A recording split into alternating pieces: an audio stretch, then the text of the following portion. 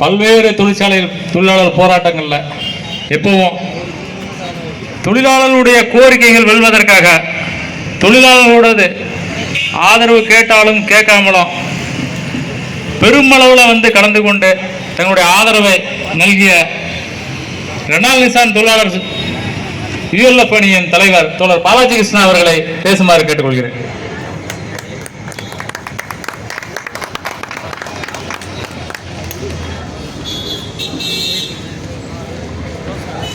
அன்பார்ந்த தொழிலாளர்களே, தொழிற்சங்க நிர்வாகிகளே, தலைவர்களே, தலைமை பண்பாளர்களே, ஸ்ரீபெரும்புதூர் சட்டமன்ற தொகுதிக்கு உட்பட்ட வாக்காளர் பெருமக்களே, அனைவருக்கும் ஒன்றுபட்ட தொழிலாளர் கூட்டமைப்பின் நிர்வாகிகளின் சார்பாகவும் எங்களின் ஆசான் ஒன்றுபட்ட தொழிலாளர் கூட்டமைப்பின் நிறுவனர் தோழர் மதிப்பிற்குரிய மூத்த வழக்கறிஞர் வி பிரகாஷ் அவர்களின் சார்பாகவும் முதற்கண் வணக்கத்தை தெரிவித்துக் கொள்கிறேன்.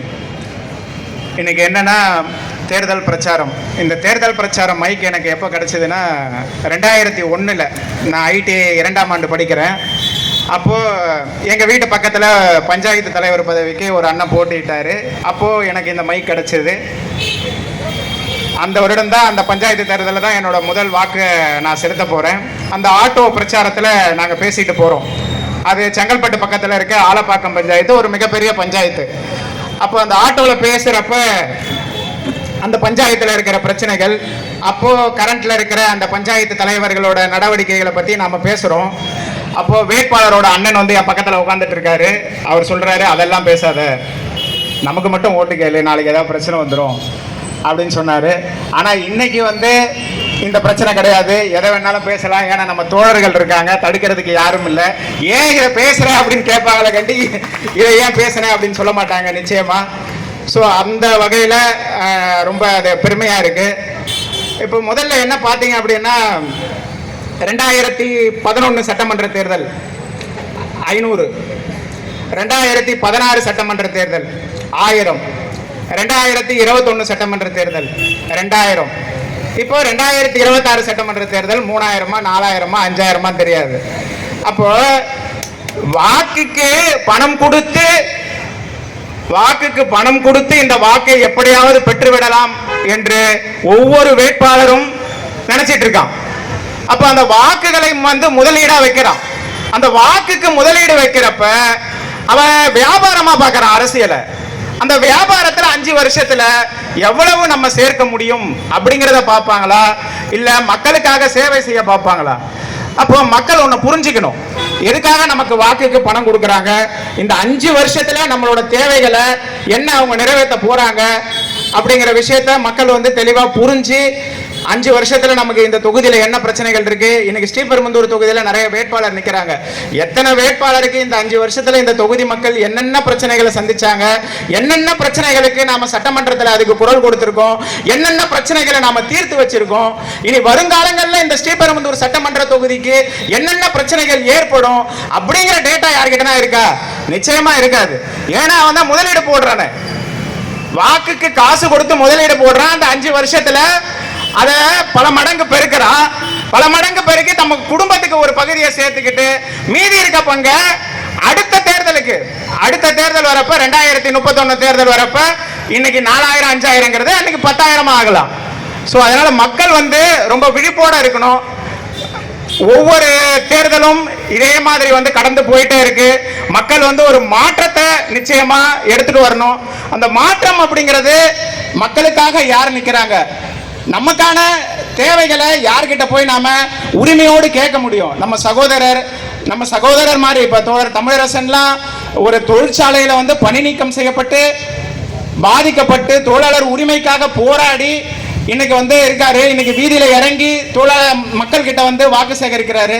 அப்ப அந்த தோழர் தமிழரசன் போல நம்ம வீட்டு பிள்ளை மாதிரி, நம்ம வீட்டு தம்பி மாதிரி, நம்ம சகோதரர் மாதிரி, நம்ம மகன் மாதிரி, நம்ம பேரன் மாதிரி அப்படிங்கிற உணர்வு இந்த மக்களுக்கு வரணும். அந்த உணர்வோடு அவர்களை அவர்கள் அணுகலாம். அப்ப அந்த மாதிரி இருக்கிறப்ப ஒரு மாற்றத்தை மக்கள் விரும்பணும். அந்த மாற்றம் எப்படி இருக்கணும் அப்படின்னா, மக்களுக்காக நிக்கிறாங்க இந்த தோழர்கள், மக்களுக்காக இவர்கள் சேவை செய்ய வராங்க அப்படிங்கிற அந்த மாற்றம் அவங்களுக்கு நிச்சயமா ஏற்படணும். அப்படி ஏற்பட்டா நிச்சயமா அது ஒரு மிகப்பெரிய ஒரு புரட்சியா இருக்கும். ஏன்னா இன்னைக்கு அந்த காசு கொடுத்தாதான் நாம ஜெயிக்க முடியும் அப்படிங்கிற மனநிலைமை மாத்தி மக்களுக்காக பணி செஞ்சாலும் இங்க ஜெயிக்க முடியும் அப்படிங்கிற ஒரு மாற்றம் வந்தது அப்படின்னா அது எல்லா தொகுதிகளுக்கும் பரவும். அந்த தொகுதியோட மாற்றம் ஏன் இங்க இருந்து ஆரம்பிக்க கூடாது? அதை மக்கள் யோசிக்கணும் நிச்சயமா. அப்ப இன்னைக்கு பாத்தீங்க அப்படின்னா இன்னைக்கு அரசு எந்திரங்களை எடுத்துக்கிட்டீங்கன்னா பெரும்பாலும் தொழிலாளர்களை பலிக்கடா வாக்குறதுக்கும் தொழிலாளர் பிரச்சனைகளை வந்து பெருசா கண்டுக்காத இருக்கிறதுலையும் முதலாளிகளுக்கு சேவை செய்யறதுலையும் இதுல தான் இருக்காங்க. இன்னைக்கு இந்தியாவில் ஒட்டுமொத்தமா எடுத்துக்கிட்டீங்கன்னா 2025 பணியில இருக்கிற தொழிலாளர்கள் கிட்டத்தட்ட 50,000 தொழிலாளர்கள், ஏற்கனவே பணியில இருந்தவங்க 50,000 தொழிலாளர்கள் அவங்களோட வேலையை இழக்கிறாங்க. அப்போ 86% இந்தியாவில் 86% அமைப்பு சாரா தொழிலாளர்கள் இருக்காங்க. அப்போ உலகத்திலேயே நீங்க எடுத்துக்கிட்டீங்கன்னா உலக சராசரி 67% தான். அப்ப இந்தியாவில 86% அமைப்பு சாரா தொழிலாளர்கள் இருக்காங்க. அப்ப இதுக்கெல்லாம் தீர்வு என்ன? அரசு என்ன நடவடிக்கை எடுக்கணும்? அப்ப அரசு என்ன பண்ணுது? கார்ப்பரேட் முதலாளிகளுக்கு சேவை செய்யறாங்க. கார்ப்பரேட் முதலாளிக்கு என்ன பண்றாங்க? சேவை செய்யறாங்க. அப்ப அந்த சேவைக்கு வரி வாங்கிக்கிறாங்க. அந்த சேவைக்கு வரி வாங்குறத அதுக்கு ஒரு பேர் வச்சிருக்காங்க, தேர்தல் நிதி. அப்ப அதோட நிப்பாட்டுறாங்களா? அதோட நிப்பாட்டுறது இல்ல.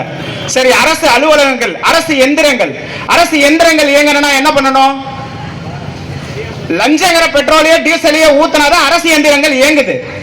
அப்போ அரசு பணிக்கும் லஞ்சம், அரசு நடவடிக்கைகளுக்கும் லஞ்சம். அப்ப இந்த மாதிரி லஞ்ச லாவண்யத்துல ஊறி போயிருக்க ஒரு அரசாங்கத்தை நம்ம மாத்தணும் அப்படிங்கிற ஒரு எண்ணம் அப்படிங்கிறது ஒவ்வொரு மக்களுக்கும் ஏற்படணும்.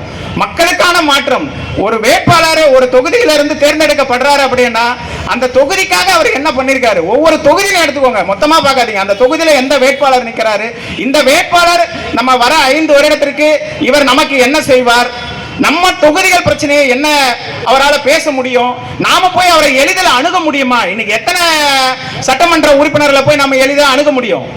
எத்தனை சட்டமன்ற உறுப்பினர் நமக்காக பதில் சொல்றதுக்கு காத்துக்கிட்டு இருக்காங்க? தேர்தல் நேரத்தில் 2 வாரத்தில் எதையாவது பண்ணி வெற்றி பெற்று விடலாம் அப்படிங்கிற எண்ணத்தோட தான் இன்னைக்கு அனைத்து அரசியல் கட்சிகளும் வந்து அவங்களோட காய்களை நகர்த்தி வராங்க. ஸோ நமக்காக இந்த திருப்பெரும்புதூர் சட்டமன்ற தொகுதியில் நமக்காக போட்டியிடக்கூடிய தோழர் தமிழரசன் அவர்கள் நமக்கான ஒருவர், நம்முள் ஒருவர், நம்பிக்கையான ஒருவர், நமக்காகவே ஒருவர். அப்போ அவர் ஒரு நட்சத்திரமான ஒருவர். ஏன்னா இப்போ ஏதாவது ஒரு தொகுதியில வேட்பாளர் போட்டியிடுறாங்கன்னா நட்சத்திர வேட்பாளர், அவங்க கொஞ்சம் பிரபலமா அப்படின்னா நட்சத்திர வேட்பாளர் அப்படின்னு சொல்லுவாங்க. ஆனா நம்ம வேட்பாளர் வந்து சின்னத்திலேயே 3 நட்சத்திரங்களை வச்சிருக்காரு. அதனால அவர் நட்சத்திர வேட்பாளர் தான்.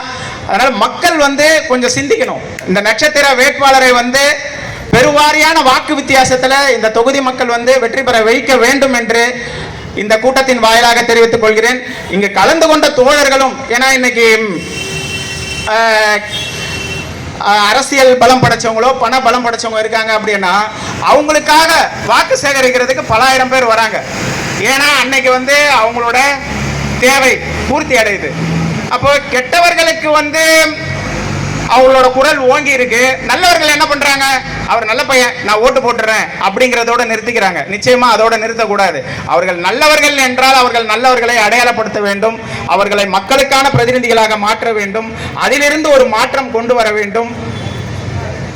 அதனால் அந்த மாற்றம் வருவதற்கு தோழர் தமிழரசன் அவர்களை ஆதரித்து 3 நட்சத்திர கொடியில் அனைவரும் வாக்கு சேகரித்து அவருக்கான வாக்குகளை செலுத்தி பெருவாரியான வாக்கு வித்தியாசத்தில் அவரை வெற்றி பெற வைக்க வேண்டும் என்று கூறி அன்புடன் விரைவுகிறேன். நன்றி, வணக்கம்.